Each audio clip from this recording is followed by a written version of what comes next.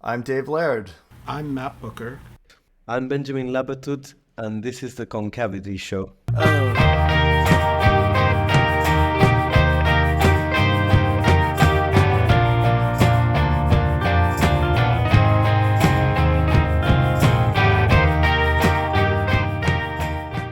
Thank you so much for being Thank here you, today. Benjamin. For our listeners who are not aware, I'm going to give you a brief bio. We're very, very lucky today to have Benjamín Labatut with us. He is Chilean, but born in the Netherlands.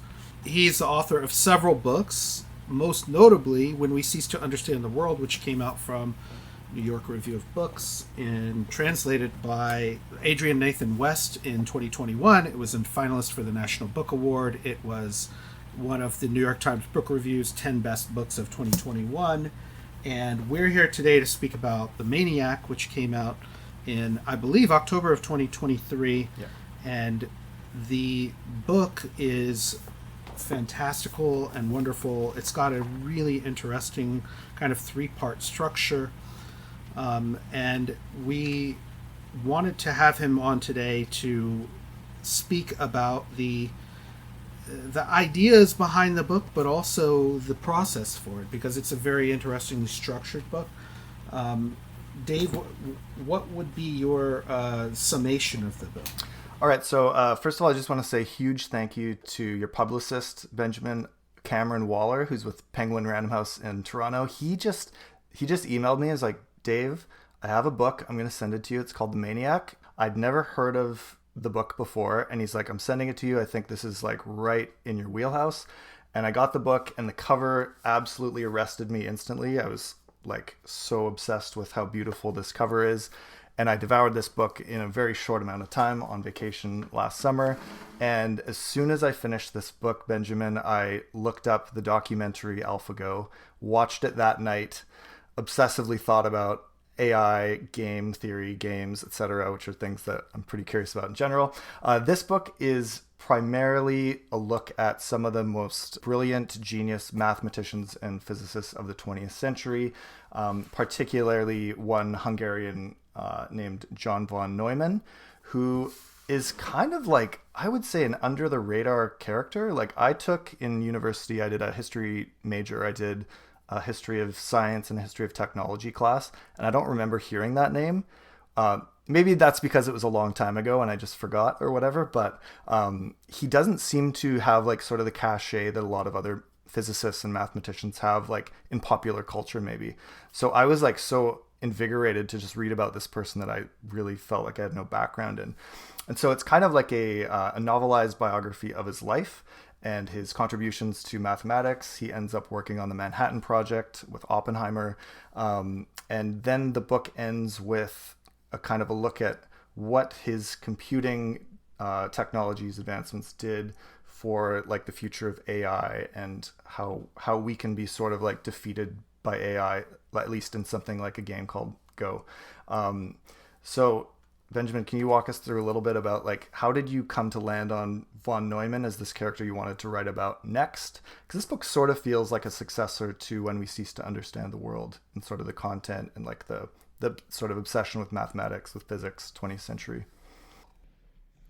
Well, von Neumann is the central figure of the book, because I really believe that he is the smartest human being of the 20th century. Yeah, that really comes across. Mm-hmm. I think that if you think of great minds, I always see him as a sort of like the Holy Spirit of science, because you have sort of you have someone like, especially in regards to computation, you have someone like Turing, who would be the father. You have sort of the son, but von Neumann is everywhere. Von Neumann's contributions to science are really. Yeah. He's really kind of fathered the 21st century in ways that are unbelievable. If you just go and look at his Wikipedia page, it seems like you're in front of like a group mind. It's like Shakespeare. It's hard to believe that anybody had such a singular impact, because and most of his impacts are really come from a unique, spectacular, almost otherworldly the way that he used his logical mind is incredible. He could really see into the heart of things. It's like he had a sort of weaponized attention, because he could take his perspective on things and really get at the heart of problems of biology, of computation, of economics, of mathematics, physics. He was everywhere. He was like, he's a figure that is so large that I think he goes unseen, because Einstein was fundamental in physics, and it's true that he was a deeper thinker. But it is really, people like Einstein are the only ones you can compare him to, because you don't, with someone like Oppenheimer, he didn't have like a founding impact on modern economics or on biology. He didn't foresee self-replicating organisms. He didn't he didn't have like that impact on computation. So it's very different. Von Neumann is everywhere. He's like the Holy Ghost. He's everywhere, but he doesn't have like a center of mass that you can identify him with. It's not the one thing that he did. He touched everything. He revolutionized everything. He was the one who created the modern computer, really. He was the one who built it. He was the one who created the logical structure behind your phones, behind our computers. I think it's more than a genius. And that's why in the book I speak of him sort of like a deity, like a sort of technological, young and very irresponsible god. Yeah. Well, and you mentioned Oppenheimer and Einstein, who were able to be marketed better in the media as sort of media personalities. But von Neumann defies some of that categorization and hasn't had a sort of renaissance of popular pronouncement. So why do you think that is? I think it's because of the things that he worked on are so highly abstract that they are quite incomprehensible to most people. The fields in which in the book, I tried to show how he impacted on climate models, how he found the sort of similarities between the first two models of quantum mechanics. He was the one who set down the actual mathematical groundwork, behind the discoveries of Schrödinger and Heisenberg. His list of achievements is stellar, but the truth is that I had to leave out most of what he did, and I could not touch on any of the incredible advancements that he brought into mathematics because they're incomprehensible to most people. Ring operators but then you see, I think the book does give a sort of, and that's leaving out his sort of political work, and he was the one who decided how far up in the atmosphere they had to detonate the bomb over Hiroshima. His equations have led to something like 10 or 15 Nobel Prizes in economics, because he founded the theory of games and economic behavior. He could foresee the structure of DNA and the workings of DNA and RNA just by looking at it as a logical problem of self-replication. He was the one who said, we are going to revolutionize all areas of science by using computers to do science. So really, I'm actually glad that he's not well known, because for me, he's like a singularity. He's really something, and I'm always interested in singularities. And the MANIAC really deals with three different approaches to sort of intelligence. It begins with a man who was a physicist, Paul Ehrenfest, he was Einstein's best friend. He shot his son in the head and then killed himself because of many reasons. He was Jewish. He was living in the rise during the rise of the Nazis, but it was also because he could feel physics sort of getting away from sense, from common sense, from reality. So he falls into despair. Yeah. But his intelligence is quite different from von Neumann's, even though he was, Einstein's best friend and a sort of Socrates figure. So the book begins with him.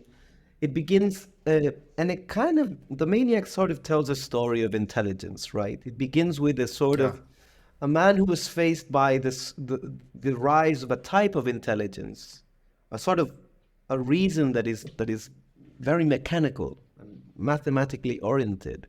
Then we get von Neumann's figure, who is a sort of, as I said, he is a sort of incarnation of a particularly sharp and cutting form of intelligence, logic driven and kind of.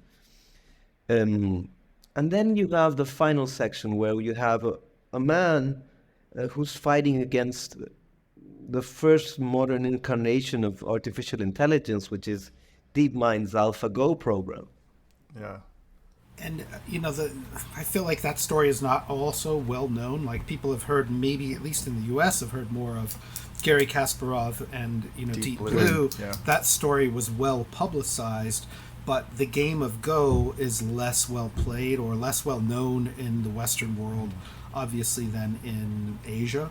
And so the story of Lee Sedol against the AlphaGo is fascinating because it could well be forgotten in the Western consciousness. So my question for you is about, like, people who are forgotten.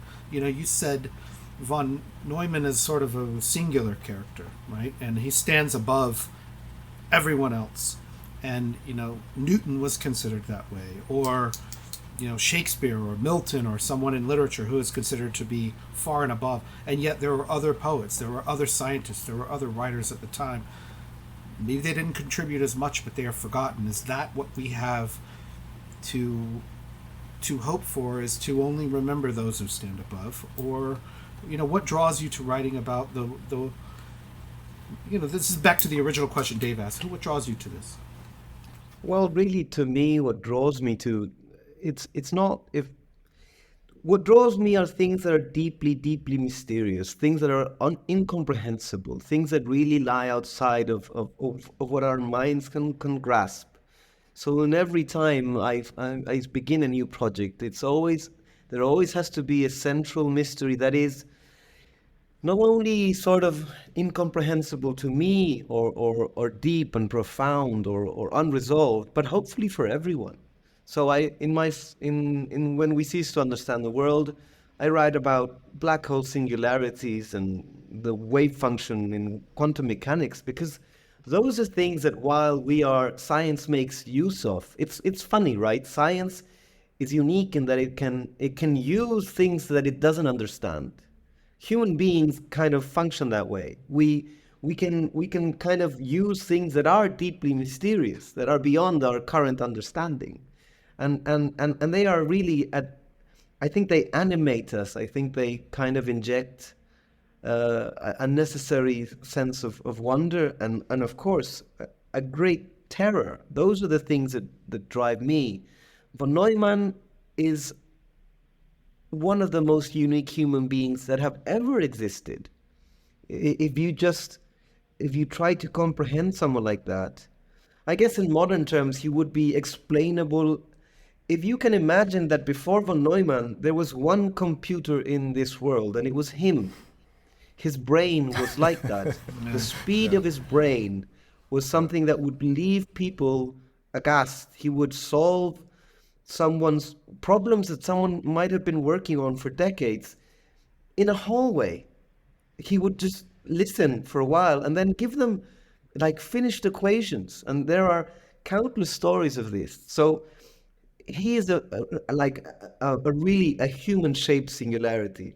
But I'm interested in things that are highly abstract, that are quite powerful, and that also draws me to themes that in a way can also be seen in the Maniac, which has to do with sort of this interplay between rationality and irrationality, and how the irrational sort of shows us that there is, in a very real sense, a certain madness to the world that we participate in. It's not just something that is uniquely born from our minds. There are things that sort of point to like a very dark heart in things. And I think literature is one of the few tools that we have to explore these realms, because literature has sort of it kind of springs forth from that. It's like science older crazy grandmother, that is missing Who lives in the teeth attic yeah, of course, yeah, it's the old cat scary lady. and witchy, but very Yeah. powerful, and that kind of it gives you access to things and that's one of the reasons why I read and why I write, is because I think it really does.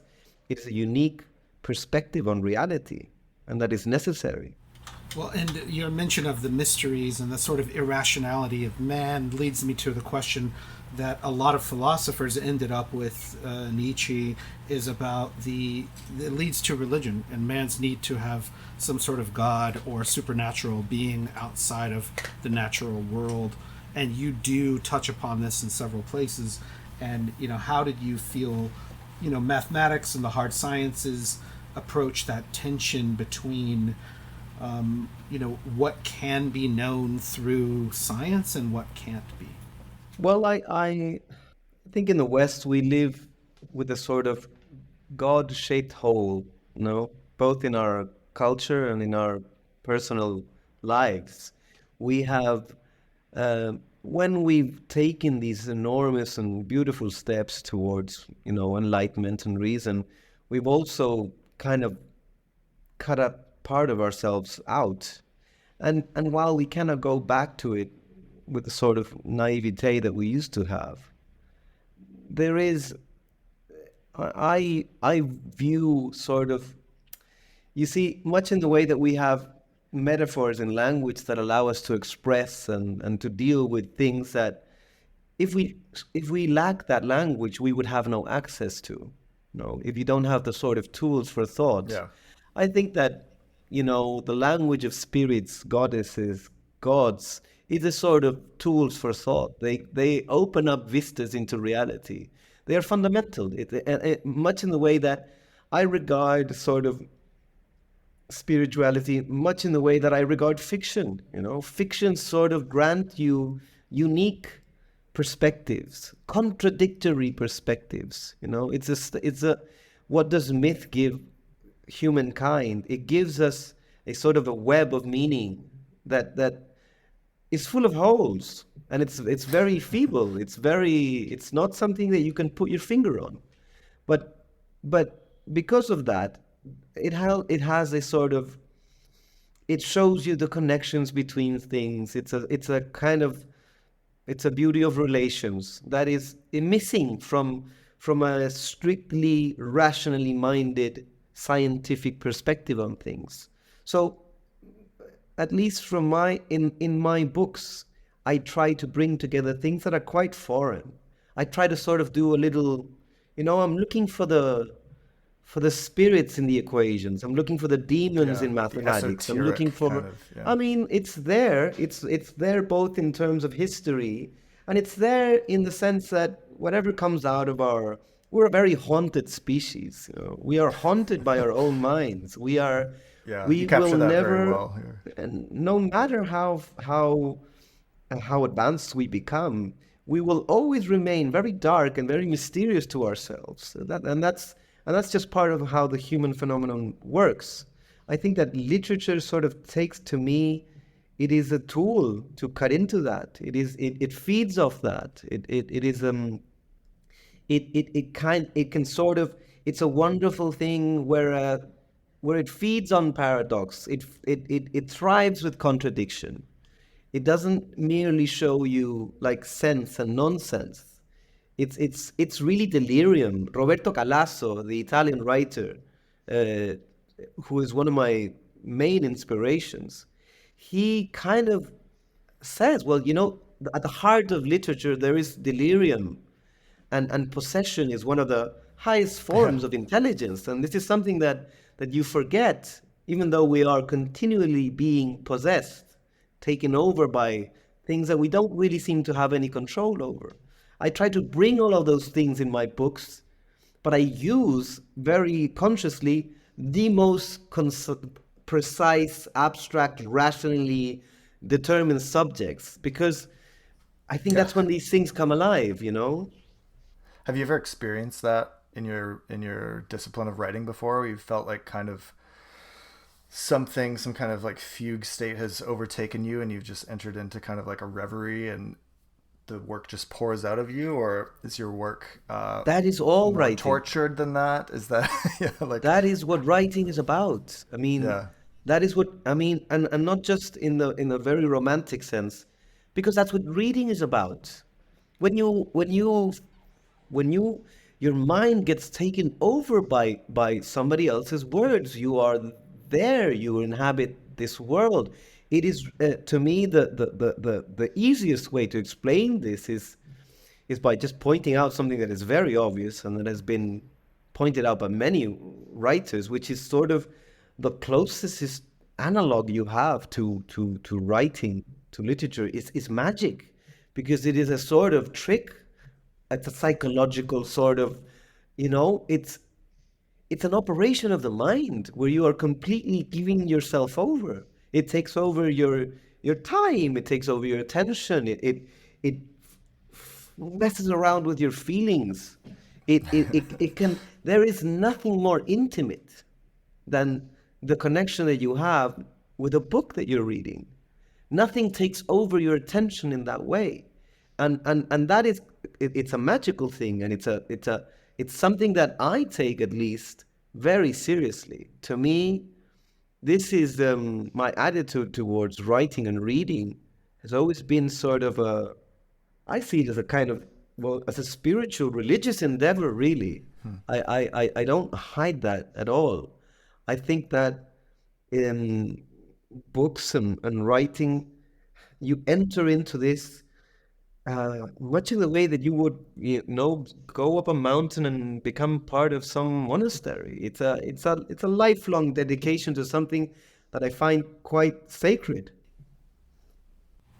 I agree, and I would not be here today if I did not believe the same way. And your Yeah. mention of von Neumann, I'm thinking back to the idea of the computer as a person, which I just so happened to be looking at the OED today of the word computer, which the first mention in the 1640s from Sir Thomas Browne referred to a person who computes. Right? They had no Sure. sense of technology outside of a human brain. Von Neumann did not live to see the iPhone, which I believe to be the most addictive technology we've ever seen in our lifetimes. And the computer power that we all carry around in our pockets now, we've quickly adapted to and taken for granted. And I want to ask you about the sort of limits of computing power that these people were grasping with maybe 70 years ago, and we're still sort of grappling with, and maybe it's unknown. My question, I guess, is based on reading the book, do you believe there's anything a computer can't do? Well, von Neumann says it in the book in a way that is quite, anything that you can sort of adequately describe can be done by a computer, can be done by a machine. There are, of course, many things that, and I don't know, because that's one of the great open questions. That's one of the questions of our age, what Yeah. are the limits of computation? I think we have to, I think that now, because of the latest developments, I think everybody is starting to realize that computation and computers is something much more profound than just gadgets. We used to believe that it would be just video games and apps to order food with. And suddenly we're faced with the fact that these machines are putting into question and are making us all consider the most important questions that we have no answers for. What is the nature of consciousness? What is a mind? What are Yeah. these but the people who created these things, people like von Neumann, people like Turing, were actually thinking about computation in this sense. Today we have many people working. Computation is deeply related to life. Life, in a certain respect, can be seen as a computation performed by cells. These things, the when you the first models of the brain as a computer, limited as they are, really point to sort of, I'm now obsessed with the first mathematical models of a neuron, because they were made by two, like using a type of algebra created by a man who kind of received the divine inspiration. George Boole receives, a voice that tells him that he's going to discover the rules of thought. And from this man who's crossing a field, we get a type of algebra that underlines all our electronic circuits, that is deeply tied to the functioning of all our digital gadgets. So these, I think that we have to realize that this is not just technology. I think this is psychology. I think it's spirituality. The things that were done in the 40s, the ideas, computation is, to use a comparison, there's it was 100 years. When Christ gets nailed to a cross, there's like 80 years before that actually has an effect on the world. I think we're actually now dealing with the effects of people like von Neumann taking a paper from Turing and creating a machine, because we've externalized something that could only happen inside the brain of a human before that, which was calculation and computation. And from then till now, we've been taking some baby steps, and suddenly some of our technology is putting into question, the human experience as such. So yeah, this is something. I don't know if there's a more profound thing than computation in the modern world. I really don't know if there is. Your work deals a lot with the tensions between like the sort of the genius of these scientists and the brilliance, but also kind of like the darker implications for what happens out of the field of physics, like say with the Manhattan Project, that these discoveries are profound and beautiful and unimaginable, and yet also they can lead to great destruction if we divorce morality from them. Or how do you feel hopeful for like where AI might go in the future? Do you feel like there's kind of an evil, darker side that will win out of this sort of present moment that we're in? What's your sense of that? Well, I try not to traffic in morality and in Speculation. these. No, and not just because of that, because I think that if you look at this from a sort of deeper perspective, to me, when you contemplate these great discoveries, when you contemplate the great horrors as well, to me, what it becomes clear is that I think that as a species, science and art, they have sort of this terrible freedom where we have sort of decided that in some aspects of humanity, we'll bow down before no law, we'll respect no limit. And I think that really gives them a sort of dangerous amount of power. But it's also, and we are brought by them continuously to like an edge of an abyss. We are brought, and however, I think it's kind of necessary. I think it's only when we get to the edge of the abyss and we sort of look down, we see a part of ourselves we usually just leave behind and that we can ignore. We can ignore it as an individual. We can ignore it as a society. But then there's this sort of like this alchemic fire which drives us over and over to the brink of things that have the capability to destroy ourselves.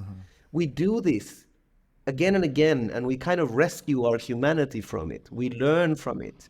And because we're on that sort of knife's edge all the time, every time there is something that has the sort of power to enlighten us, it kind of also has the power to destroy us. I don't even think that is like a human phenomenon. I think that's just part of one of the ways in which the universe works. There's this sort of horrific trade-off, And Yeah. I am kind of only interested in the areas of science that have that potential, that drive us there, that we're suddenly looking in a very, very dark mirror and we see things that we can see nowhere else. So it's not just I think it is sort of a necessary tension where we bring ourselves there and then we kind of collectively and individually decide to step back. I wanted to ask you about that because there's several points in the book in which it feels like technology is winning, whether it's in a game of Go or in a game of war. And part of that is due to sort of randomness or unpredictability. And humans are very good at pattern recognition, and understanding maybe 15 moves ahead, whereas these huge logic trees were very bad at understanding vast computational things, especially that occur sort of randomly or outside of our scope of patterns. So, is randomness part of a sort of limit of human thought and understanding at this time, or do you see that as a sort of advantage that we have where we can, at least in retrospect, looking back, recognize that it's a flaw that we have? Well, that's one of the things. That's one of the subjects that fascinates me, because there are several contradictory responses to that question. Because in a way, randomness is a sort of limit. It's a limit to our reasoned predictions. It's a limit to what we can see about the future. But at the same time, because we are aware that it's a limit, we have developed fantastic tools where we actually sort of use and weaponize randomness.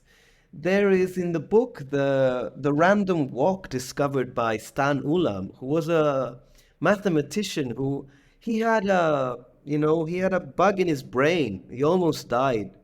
And so he's sitting in a bed, they've drilled a hole into his head to get the pressure off. And the doctors say, don't think too hard because you might die. You might actually overheat your brain. You are under an enormous level of stress. And so what he does, he starts to play solitaire, right? Because he says, I want to do something mechanical. I don't want to think anything deep. But because he's such a brilliant man, he was von Neumann's one of his closest friends, he starts playing solitaire and he suddenly realizes that you can use randomness to chart a space of possibility, and it'll give you better answers than any reasoned method.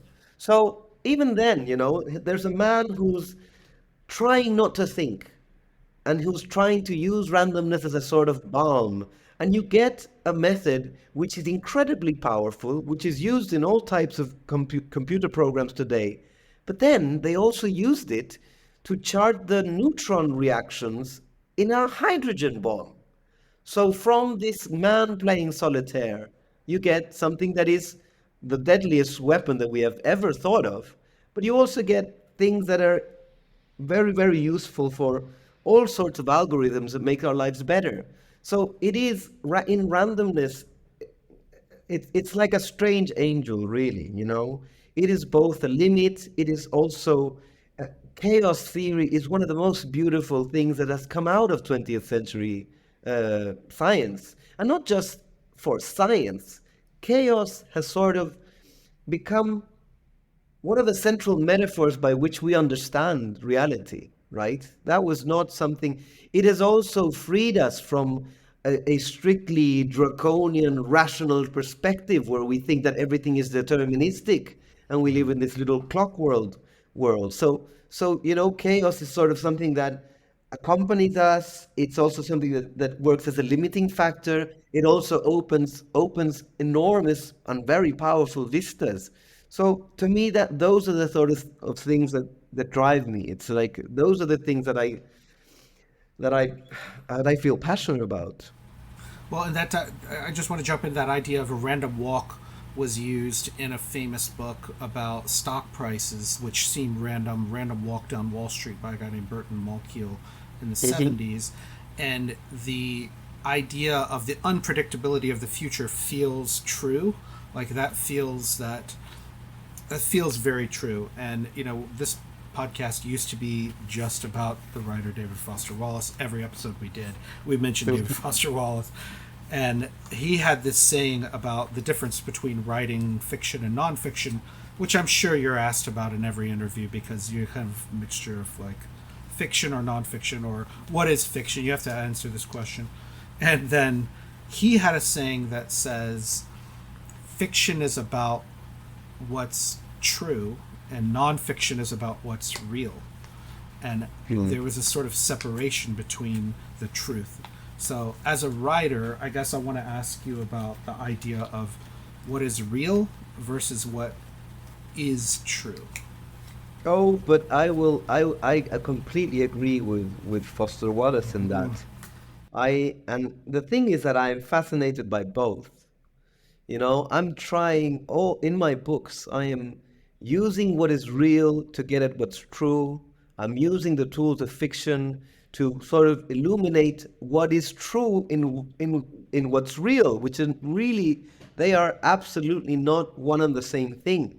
You know, there are things that uh, there are perspectives on reality that fiction can give, you know, and that uses the sort of the tools that we tend to uh, associate with falsities. No, I mean, to me, I guess what I'm trying to say is that, for example, if anybody is interested in I would say the deepest truths of the mind and not of atoms, you know, the truths of the mind are shot through with contradiction.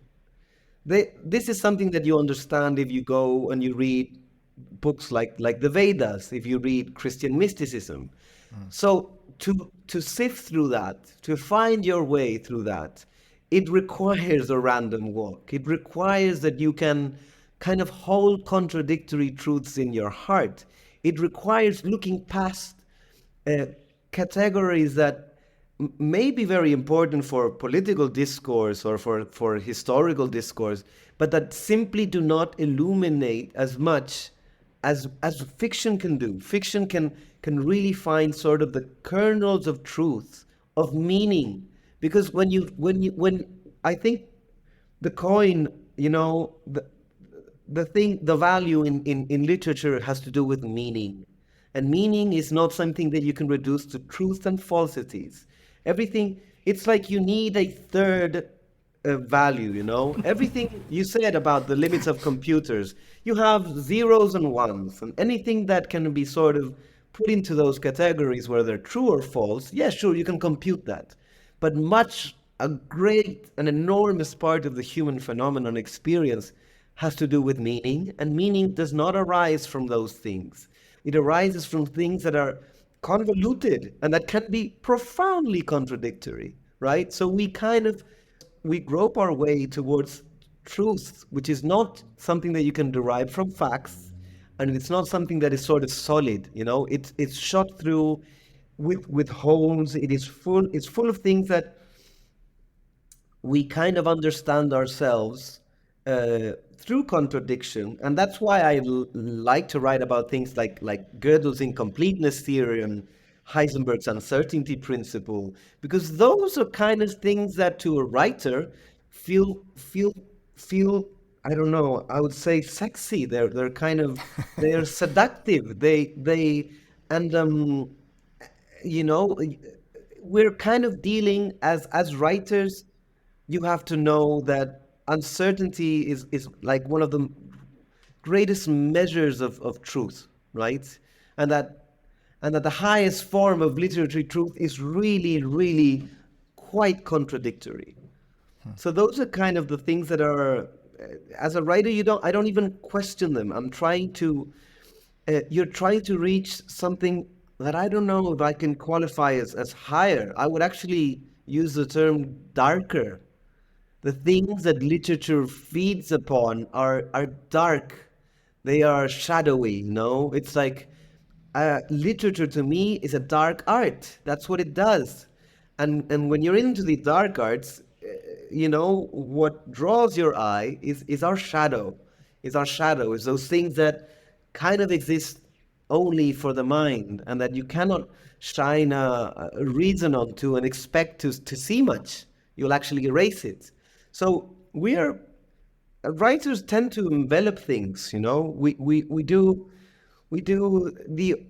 can many times function in the opposite direction of science, and in the sense that we're veiling things, we're putting a veil on things so that they become shot through with mystery again and sort of magical and alive, and then they have the power to infect and transform you. Otherwise it's just dead, you know.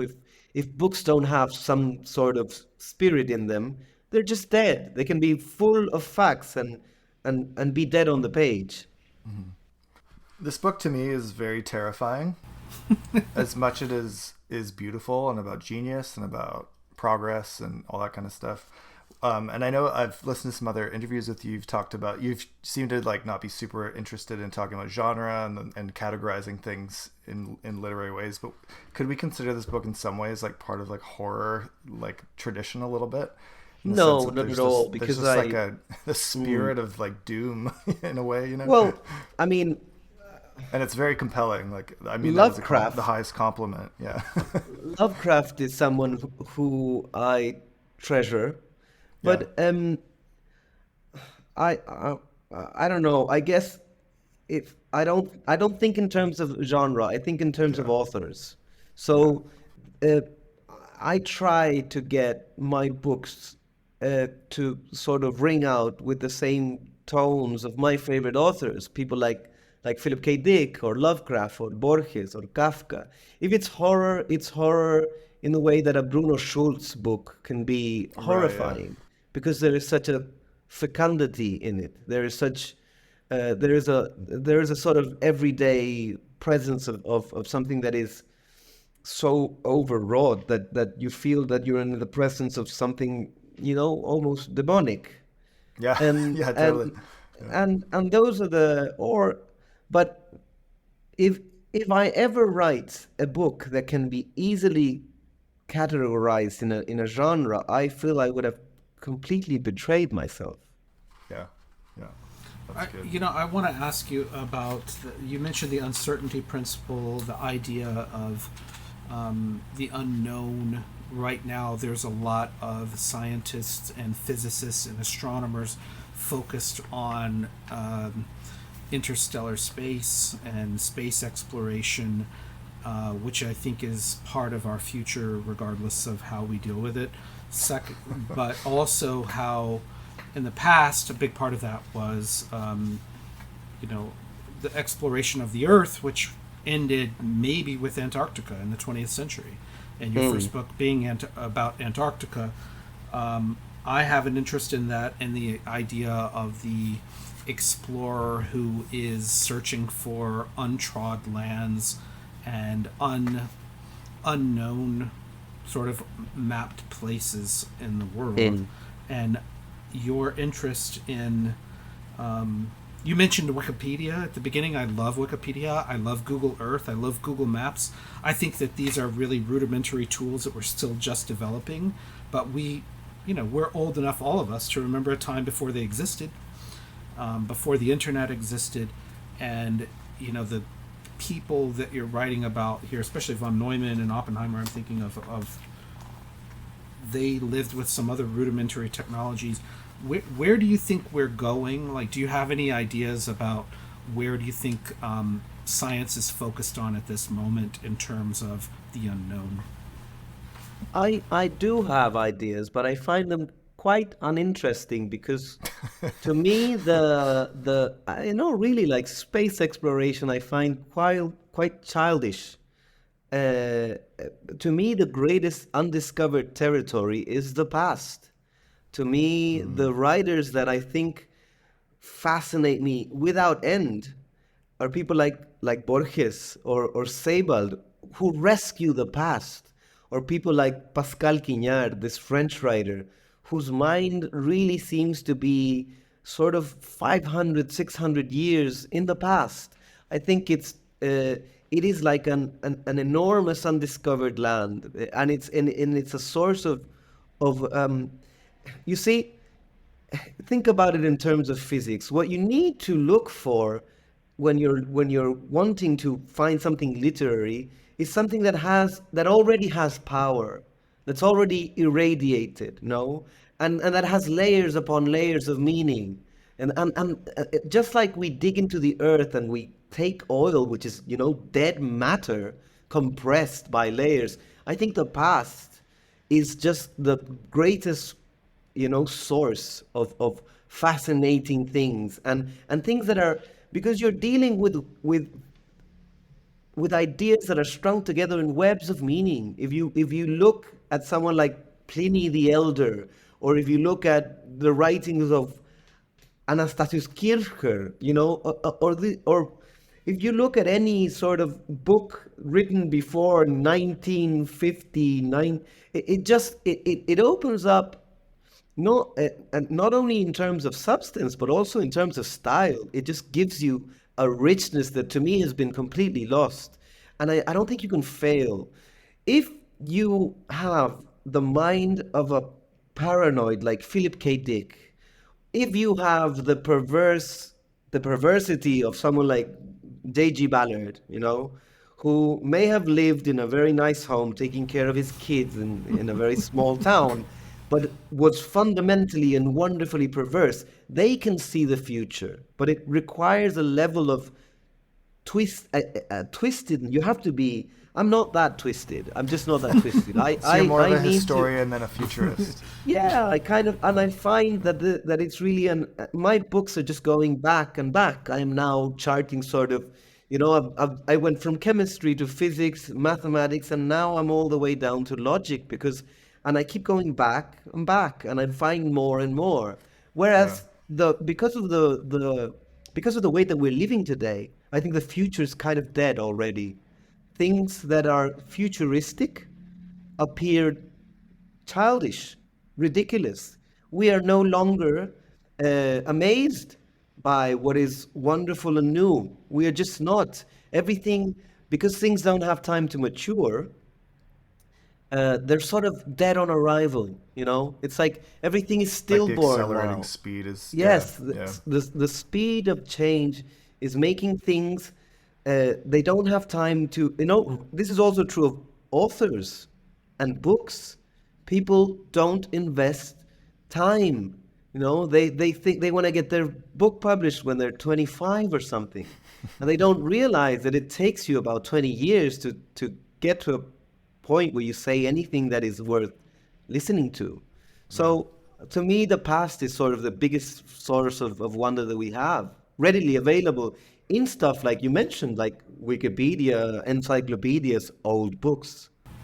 Well, and what you're saying is exactly in line with a sentence from the book that I underlined twice. It was about a section about Georg Cantor, and you said something. It says, uncovering foundations is always dangerous. And to me, that is the root of a lot of your work, is about going to uncover the foundations of behind the science, behind the computations, behind the mathematics. You can always dig a little bit deeper. And, there was a famous, I don't know if you guys have heard this, of Toyota engineers. They have 7 levels of why. Well, why do you do this way? Because of this. Why? Well, because of this. Why do you do that? 7. You ask 7 whys, and then you'll maybe have an answer. And so uncovering that foundation of getting down 7 levels of why, that's the meaning. You were talking earlier about meaning sort of being more important maybe even than reality or the truth. It's so much as like humans need some sort of, meaning, or there is meaning that is not yet discussed or it's forgotten. So that uncovering the foundations is always dangerous. I really liked that line. I don't know if you remember that part from Cantor. Oh yeah, I'm glad you like that part, because that's at the heart of everything I do. I am obsessed with foundations. I think that one of the most dangerous but most fascinating roads to enlightenment and truth seeking is to go after foundations, because what you find there is not what you'd expect. What you find there is usually the thing that you're kind of running away from. You find creepy crawlies are all down there, It's it's a harrowing experience. Whether you're looking at your own psyche, whether you're looking at a field of physics, whether in this case it's mathematics, when mathematicians looked all the way down, they were shocked by what they found. They were because it was the heart of the most precise science. They found the limits of formal systems. They Right. found they found that they had to either sort of accept that things could be true and not proven, or that things would lead to inevitable contradiction, that something and its Right. opposite would be true at once. And it's so fascinating that in many, many respects, science is trying to get away from the things that we used to enshrine, that we used to say these are the powers, the fundamental powers of the world, right? And it's like you look in mathematics and you're suddenly dealing with Shiva's feet. You know, you're dealing with things that you thought were very, very far away. You suddenly see the multiple heads and arms of these beasts that we used to. Uh, I I I think that we can only think, with the tools that we have developed as a species, and many of these tools are sort of, we really don't know what we're going to get once we apply them to reality, and that's kind of what fascinates me. This sort of um, this darkness at the heart of things, which can sometimes be a source of terror. And you talked about terror, but they can also save us from ourselves. They can save us from the sort of demons that arise from our rationality, from the excesses of our reason. Well, and your idea of some weird stuff being down there with the creepy crawlies, and there were a lot of weird things I learned from this book, which I love. One is that the MANIAC computer itself was built upon doing computations on a 6x6 chessboard that left out the bishops. I've never seen such Right. a Yeah. game. I thought that was very weird. And I thought, it was Mm. the limits of their, like, it was like building an Excel spreadsheet where they only had 6 rows and 6 columns. So we had to have related databases that was the limits of their power at the time. Well, they were Maybe? trying to. They were trying to. No, I mean. Well, the limits of. You see, that's the thing, right? These first computers, they had 5 kilobyte memories. That's less than a computer screen uses to display one pixel, Pixel. one One mod. Yeah, pixel. but with that, because there is such power in computation, with that, they charted out the evolution of galaxies. They run programs that would mimic many of the mechanisms that we see in complex life forms. They had computations that led to the hydrogen bomb. They did climate models where they started to see what the limits of predictability were with the climate. What the things that von Neumann did in that first Mania computer are completely astounding. And this is 5 kilobyte memory. So when you kind of understand the shape of the world that we're living in, when you realize what they did with this glorified, well, it wasn't really a calculator, but it was something completely new. And we've forgotten the thing that we carry in our phones is really some magic thing, right? And it has enormous, enormous power. Yeah. Yeah, we've adapted to that extremely quickly. I want to transition a little bit and ask you about being a writer and finding your voice. This idea of when you sit down to write, you know, what comes out. How do you channel voices? There's a little bit in the book of you channeling some voices, I have almost absolute like a singer. disregard for that. I have to say, I'm sorry, Matt, but I mean, voices. I don't know why people have this kind of. I don't know why there is this. People sort of say, "Well, look, Well, you you really wrote it. captured the voice of a character." I know, You but I don't like that. I don't like the voices in it. I like a sort of a cut down to the bone narrator. I love that you can seduce someone with a prose that is uh, sort of almost lifeless. But because then the things that you have to do to keep someone's interest have to do with very subtle things, regarding punctuation and rhythm, and to me the voice is something that is this is just a personal thing. Like it's overvalued. People will.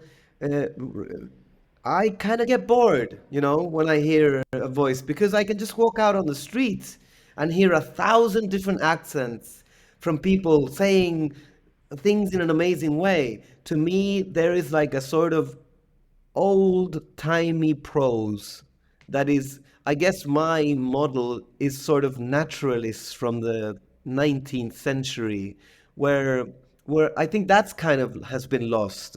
The sort of it's a sort of rich, layered prose that can sustain itself line after line, and that doesn't rely on the fact that someone's talking to you. No, I love that narrator, which is sort of, uh, I guess to some people it may seem boring, right? But I kind of I just love the feel of certain narrators that are, I would say, almost disembodied.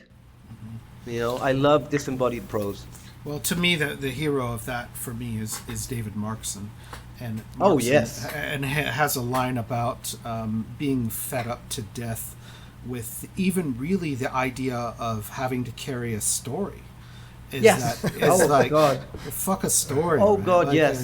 so I'm sick to death of having to do a story, or much Oh less my a God, voice. yes. It's more like here are the facts, here are the truth, and there's almost no authorial presence in his work, his later work whatsoever. It's stripped down. Yeah. I love Markson.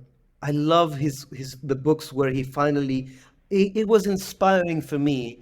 I am continuously trying to get away from the story that starts to be told when you start to tell a story. The shape that my books have is because I get bored as soon as I open a book and I say, "Oh God, no, they're going to tell me a story." I'm just I lose interest, and even though I've had to I tell stories in my books and I fall into those traps because they're unavoidable. I am Yeah. continuously trying to get around them, and I'm trying to do things that will go against that. And just like Markson, it's like, oh, just give me the cooked down essence of things. Just what he did in some of it. Just give me facts. I love facts. That's why my books are so full of them, and that's why I like the condensed style of Borges. You never come away from a text by Jorge Luis Borges without having learned, well, a ton of things. And they are really, and then he tells these micro stories, and it'll be just a story in a paragraph, and then Yeah, he'll like do a on list. exactitude and I science. Yeah. mean, yeah, I am seduced by lists. There's or like people like Elliot Weinberger, Oh, I the love him. North American essays. I absolutely adore what he does. He's a massive influence on me, and they are kind of resisting the story because there are so many lies. It's tricks and lies and deceit, and people kind of want to forget themselves when they read a book, and I want books to cause you to hallucinate or to have a tiny panic attack, or like wake up, pay Yeah. attention. This is I go overboard sometime, but I guess I am just Markson is my co-pilot. And Did you know, Benjamin, that Matt has written a novel himself called The Beeland Deck? That's very much in the style of David Markson, just like simple one sentences, a Is lot it? of facts, We'll a lot edit this about out AI later. technology. We'll So it edit might this interest out. you. We'll edit that Well, out it's later. wonderful. It's really great. Just want to wrap up with the idea of power, which I think there's a lot of human power, there's technological power.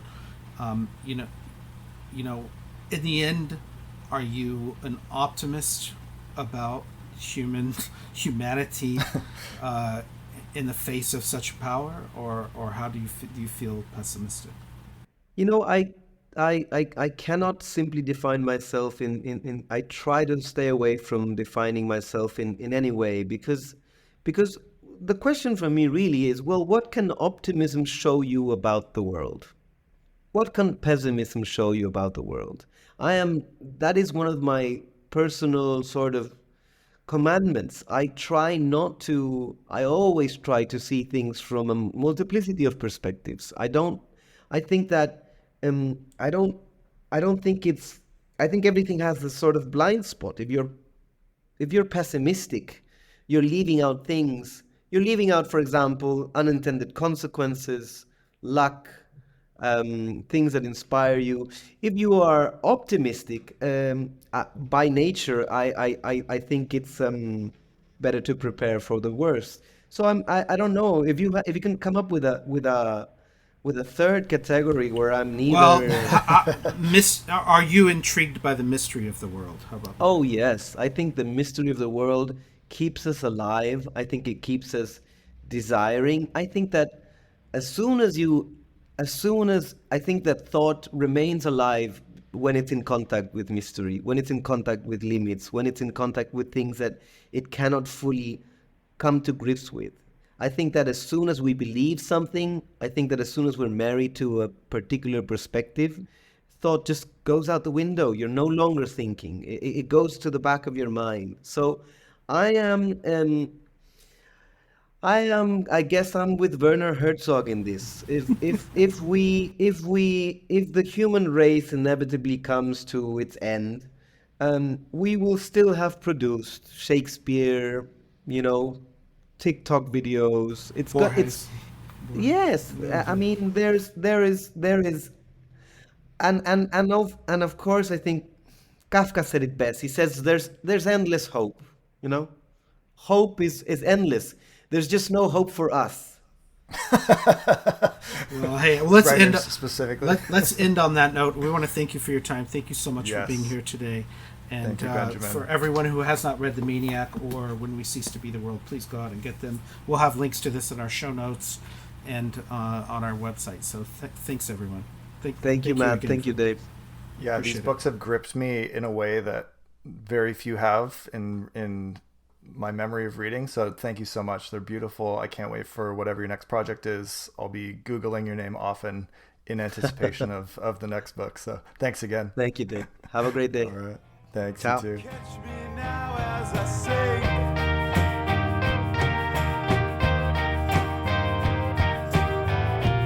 into darkness. I thought to be extinct.